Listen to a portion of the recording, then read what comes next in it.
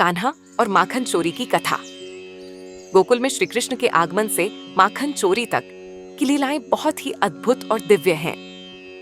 गोकुल में श्री कृष्ण का बाल्यकाल बहुत ही लीलामय और आनंददायक रहा।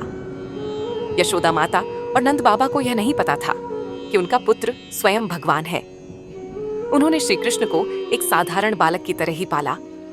श्री कृष्ण ने गोकुल में माखन चुराना, गोपियों के साथ रास करना और अपने सखाओं के साथ खेलना जैसी बाल लीलाओं से सबको आनंदित किया। श्री कृष्ण, जिन्हें गोकुल में कान्हा के नाम से पुकारा जाता था, बचपन से ही अपनी शरारतों और अद्भुत लीलाओं के लिए प्रसिद्ध थे। उनकी बाल लीलाओं में सबसे अधिक चर्चित थी माखन चोरी की कथा। गोकुल के हर घर में कान्हा की माखन चुराने की कहानियां प्रचलित थीं।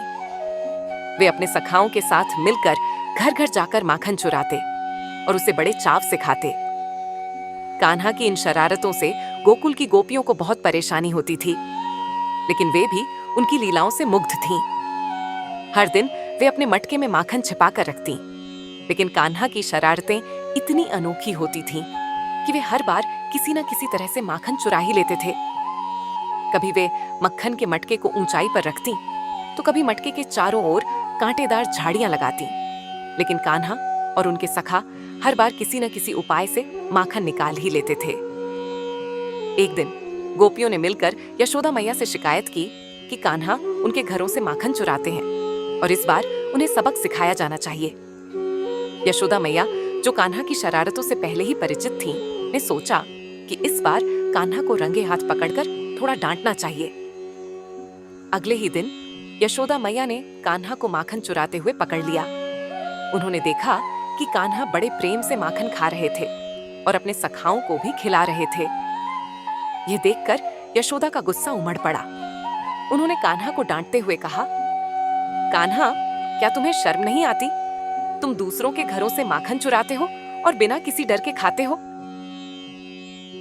कान्हा, जो अपनी शरारतों के लिए प्रसिद्ध थे, यशोदा मैया की डांट सुनकर थोड़ा सहम गए।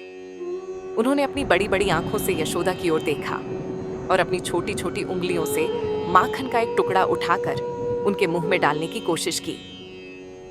यशोदा ने कान्हा के इस भोलेपन और मासूमियत को देखा तो उनका गुस्सा तुरंत पिघल गया। उन्होंने कान्हा को गोद में उठाया और प्रेम से गले लगा लिया। यशोदा ने कान्हा से कहा, तुम्हारी ये शरारतें कभी खत्म नहीं होंगी, लेकिन मैं तुम्हें कैसे डांट सकती हूँ? तुम्हारी ये नटखट हरकतें ही तो मुझे सबसे प्यारी लगती हैं।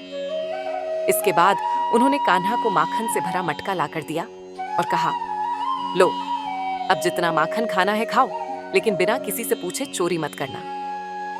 ये कथा दर्शाती है कि कान्हा की शरारतें सिर्फ खेल नहीं थीं, बल्कि उनके माध्यम से उन्होंने गोकुल वासियों के हृदय में प्रेम, आनंद और भक्ति का संचार किया। उनकी बाल लीलाएं हमें यह सिखाती हैं कि प्रेम और मासूमियत में इतनी शक्ति होती है कि वह किसी भी क्रोध या गुस्से को पिघला सकती है। यशोदा मैया और कान्हा के बीच का यह प्रेम संबंध हमें ममता, वात्सल्य और निस्वार्थ प्रेम का सर्वोच्च उदाहरण प्रस्तुत करता है।